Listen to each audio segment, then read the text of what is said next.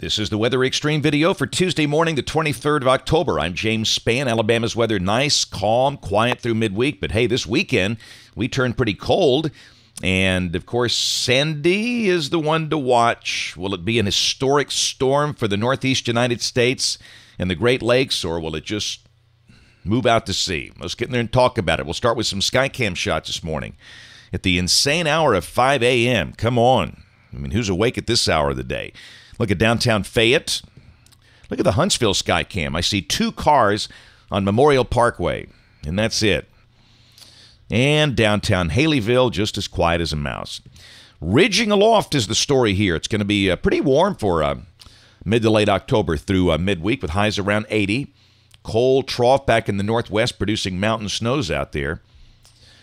Convective outlooks, no severe weather issues expected today, but tomorrow there is a slight risk ahead of that polar front for places like Omaha, Des Moines, just below Minneapolis, St. Paul, a slight risk up there. But the good news, when the front passes through here late Friday night, we don't expect any severe weather and probably not much rain. In fact, look at that. There's the rain for the next 5 days. This carries us through Saturday evening at 7 o'clock, showing hardly enough to measure here. And as you'll see in a moment, we could see a few showers maybe Friday night or early Saturday, but it doesn't look like a big deal at all. This could be a big deal. Tropics, first off, 19 out in the middle of the Atlantic, and then, of course, we have Sandy. 19 is going to be moving east-northeast. No problems there for us.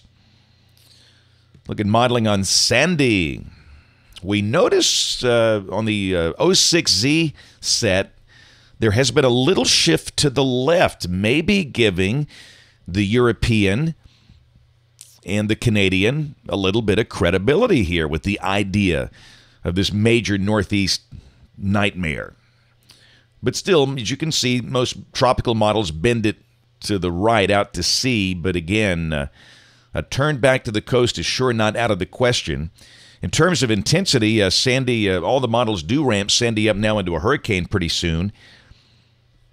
And accordingly, the Hurricane Center has Sandy as a hurricane striking Jamaica tomorrow, and then a minimal hurricane coming across the eastern tip of Cuba during the day Thursday, and then a tropical storm in the Bahamas on Friday.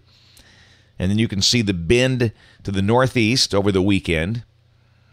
And, of course, they don't go beyond 5 days in their forecast, but we're going to peek at model data here and take a look at what some of the global models do. So let's dig in there and take a look. This is the GFS, the OZ run, valid today at 1 o'clock Central Time.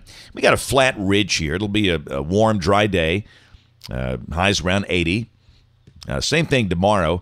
Yeah, we see that cold air coming down the pike from Canada into the northwest United States. The cold front crossed the Dakotas, and then on Thursday, the cold front continues pushing south. We stayed dry on Thursday. Maybe some thunder, as you can see with the cold front, Iowa and Wisconsin, upper Michigan. Of course, down there in the bottom, you can see Sandy. All right, Friday. Sandy is moving through the Bahamas. And again, that's a lock. You know, Jamaica, Cuba, the Bahamas, that is a firm path. I'm very confident there. And then for us, moisture starts to increase, and you can see a little sliver of green. We're going to mention a chance of widely scattered showers, but again, that's not a rainy day, just maybe a shower in spots. Cold air continues to drop south. And again, that front could kick off a few showers Friday night, but it's the same deal. It sure looks like it's not going to be much to that. And then Saturday, as we start the weekend, the big trough expands over much of the country. And then down below that, the front basically is through, and it's through in dry fashion.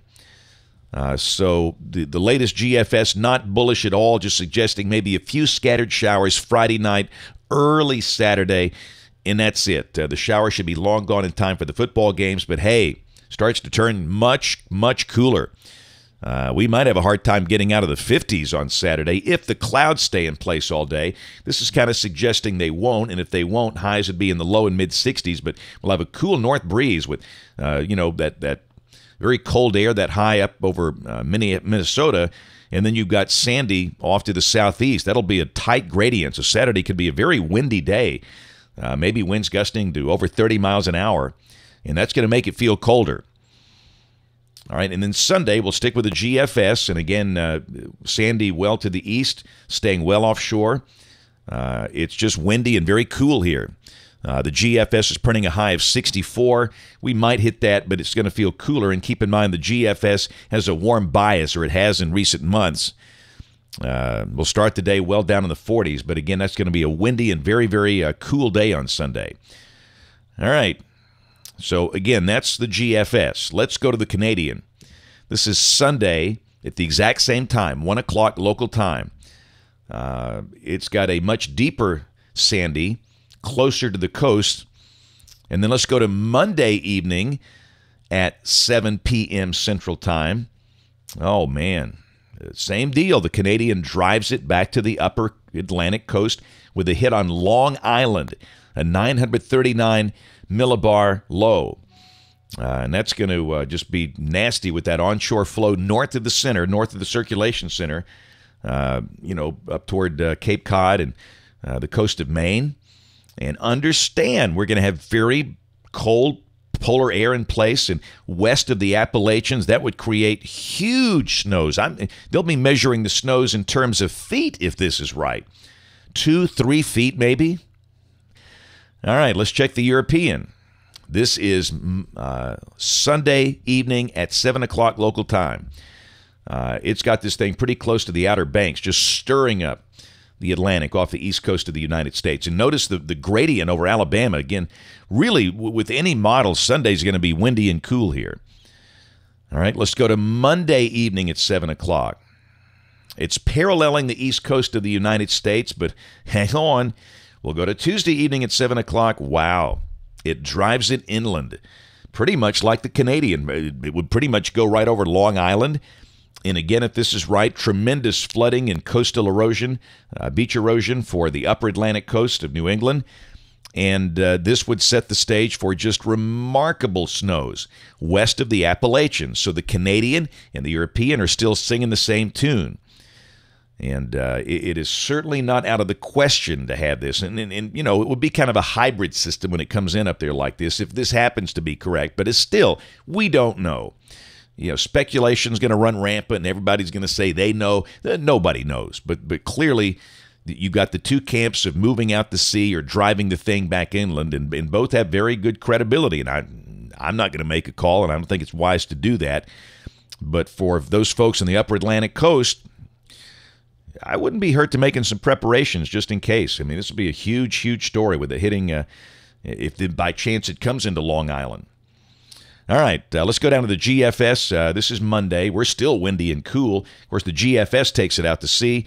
There's Tuesday, and we do note a chunk of that thing breaks away and comes over toward Maine. So even the GFS is kind of giving some credibility toward this. We'll check the end of the forecast. This is the 7th of November. Look at the high amplitude pattern, and we are under a ridge with a big trough in the west. And if that's right, we would be mild with very cold and snowy conditions for the western part of the nation. That's it for the Weather Xtreme video this morning. We'll have notes on the blog. Next video here by 3:30 or so today. Don't forget to watch us on television this evening, ABC 3340 in Birmingham, or on the live stream at 4, 5, 6, and 10. Thanks for watching. Have a great day, and God bless.